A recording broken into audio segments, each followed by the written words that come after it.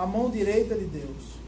Mas eles gritaram em grande voz, taparam os ouvidos e arremeteram unânimes contra ele.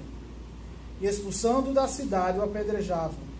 E as testemunhas dispuseram as suas vestes aos pés de um jovem chamado Saulo. E apedrejaram a Estevão, que em invocação dizia: Senhor, recebe o meu espírito. E pondo-se de joelhos, clamou com grande voz: Senhor, não lhes impute este pecado. E tendo dito isto, adormeceu. 8:1.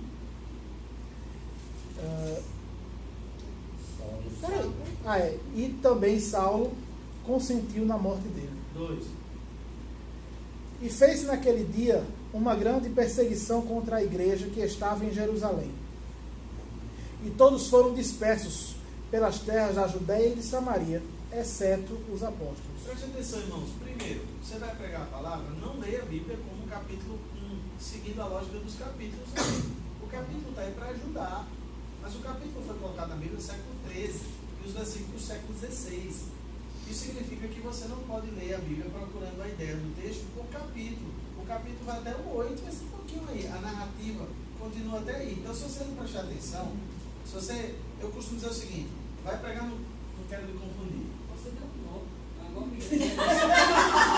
Você vai confundir, mas já vou deu explicar. não Você. precisa ler do jeito pela sequência, vou começar a ler por onde. Vou explicar. Porque a sequência na hermenêutica do texto. Ó, você tem que ler o texto. É porque o texto. texto. Se você disser assim, o capítulo 7 acabou, então você está lendo um capítulo por dia, aí tá bom, para o capítulo 7.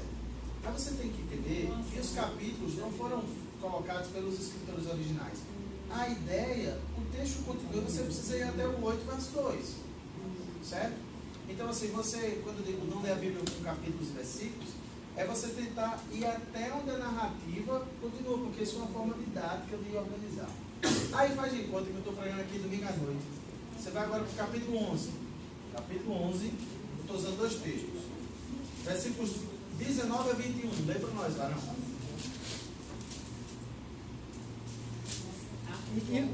Atos 11, 19 a 21.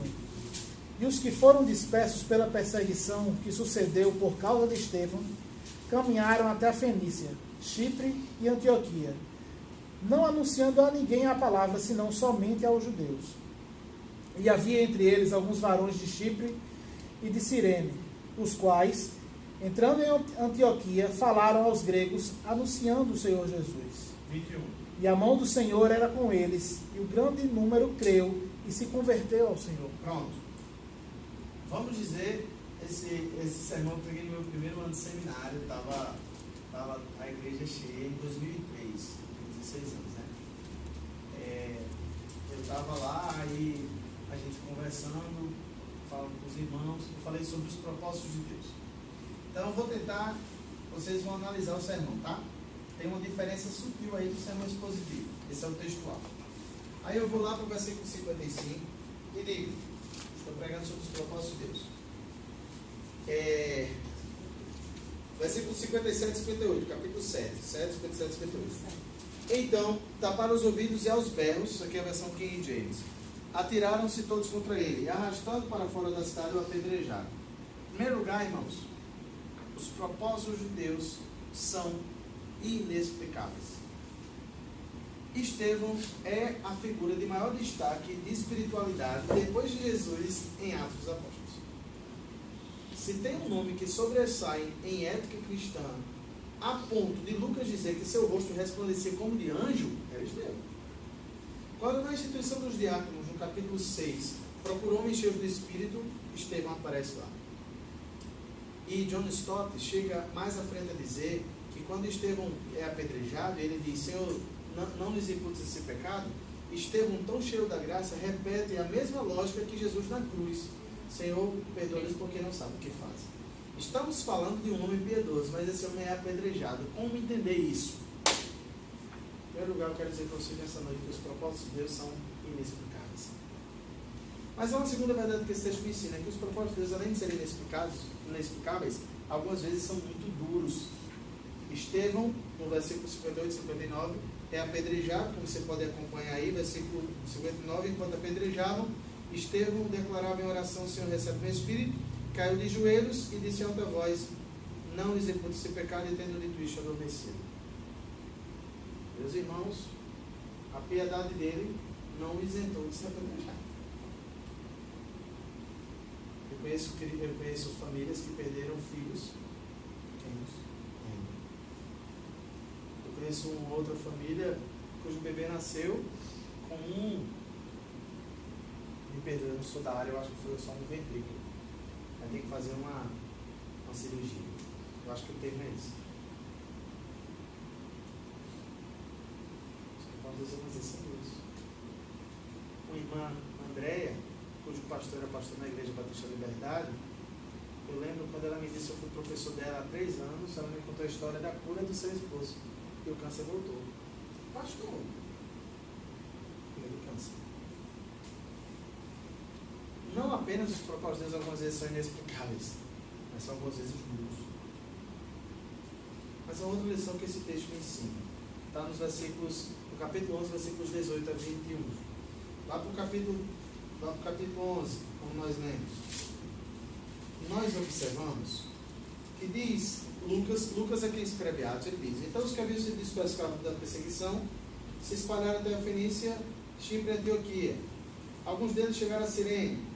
Versículo 21, a mão do Senhor estava com eles e muitos crentes se converteram ao Senhor. Meus irmãos, por causa da perseguição de Estevão, de acordo com Atos 8:1, a igreja se espalhou e se cumpriu Atos 1:8. O evangelho chegou em Samaria, em Atos 8, e chegou em Antioquia, em Atos 11, e se cumpriu Atos 1:8. Recebereis poder, descereis sobre vós meu Espírito, recebereis em Jerusalém, Judeia, Samaria, e aos confins da terra. Por causa da perseguição de Estevão, e se cumpriu o que Hernandes Dias Lopes diz: o Senhor não desperdiça sofrimento na vida de seus servos. Os propósitos de Deus são algumas vezes duros, são inexplicáveis. Os propósitos de Deus são duros, algumas vezes, mas também os propósitos de Deus sempre acarretam um bem maior para o povo de Deus e para o avanço do reino. Sabe qual é a conclusão?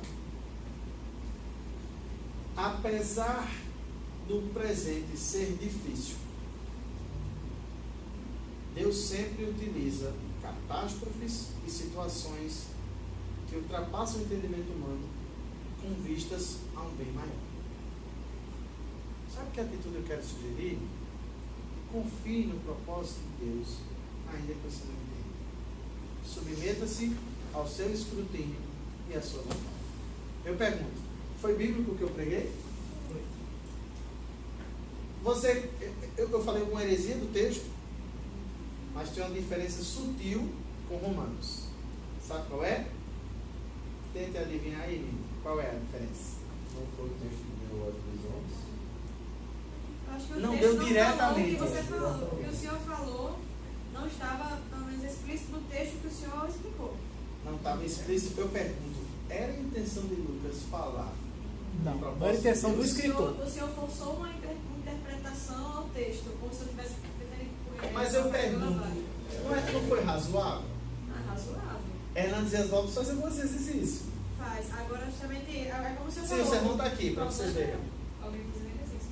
Esse é o tipo de texto que me faz não compreender a diferença entre vontade soberana e vontade permissiva de Deus. Ei, a gente está entrando num ponto teológico. Já a gente mas, ó... Não, porque a gente Ó, já a gente chega nisso. Minha amada, sabe qual é a diferença? Vou dizer qual é. Intenção do autor. Essas minhas divisões Paulo é claro no são que verdades secundárias do texto. São verdades do texto. Estão implícitas, mas não eram as que eram a intenção de Lucas. Vamos dizer que eu vou pregar isso aqui e vou organizar para os crentes lá do Sri Lanka agora. Quer ver eu pregar uma mensagem contextualizada, expositiva e harmônica com esse texto? O sofrimento da igreja e a expansão do reino de Deus. Aí tem a ver com isso. Porque estava implícito, não estava explícito. Veja, os propósitos de Deus estão subjetivos. Está um pouco subjetivo. E James Braga vai dizer, e para mim, ele usa 2 definições para contemplar essa sermão textual. É aquele que usa 2 ou 3 versículos e depende de outra passagem da Escritura. Para mim tem nada a ver. Eu posso pegar um versículo e fazer o textual simplesmente se eu não observar a intenção do autor. O que define o sermão textual é que ele usa o texto como uma sugestão.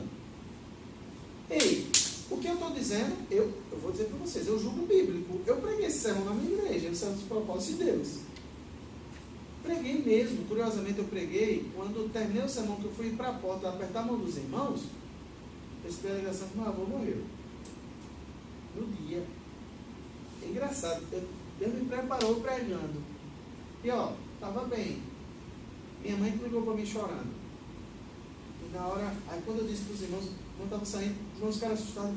E aí, pastor, disse, oxe, Deus me preparou, irmão, para o que acontecer, eu estou em paz. Deus é soberano. Há um propósito nisso. Deixa eu dizer para vocês, qual é a diferença de Romanos 1 e Atos? Intenção. Então, Lucas tinha a intenção de fazer um tratado sobre os propósitos de Deus? Não. Paulo tinha de fazer um tratado do Evangelho. Em Mateus 8, como a gente viu na semana passada, eita, não vou dar spoiler aqui, não, aprendi essa palavra para os adolescentes. Eu não vou falar aqui para o pessoal que vai pesquisar. Mas o que eu quero dizer é que havia uma intenção de Mateus fazer aquilo. Mostrar Jesus com aquelas características. Era a intenção de Lucas falar de propósito? Não. Eu posso deduzir? Posso. É bíblico? É. É razoável? É. Para mim, tecnicamente, são não expositivos. Mas é bíblico. Certo? Então, definição. Sermão temático é aquele cujas divisões principais partem do tema. Sermão expositivo é aquele cuja divisão principal, divisão secundária, conclusão, tudo. Ei, eu fiz uma divisão secundária, não sei se vocês perceberam. Quando eu falei de Jesus no conteúdo, eu falei do seu ser e das suas obras. Vocês perceberam isso? Jesus é Deus e homem, Jesus morreu e ressuscitou. São subdivisões. O textual difere do expositivo quanto à intenção. E a possibilidade de eu forçar o texto é mais por aqui também. A diferença é essa. Eu quis dar o exemplo porque, como exemplo do sermão, dá para você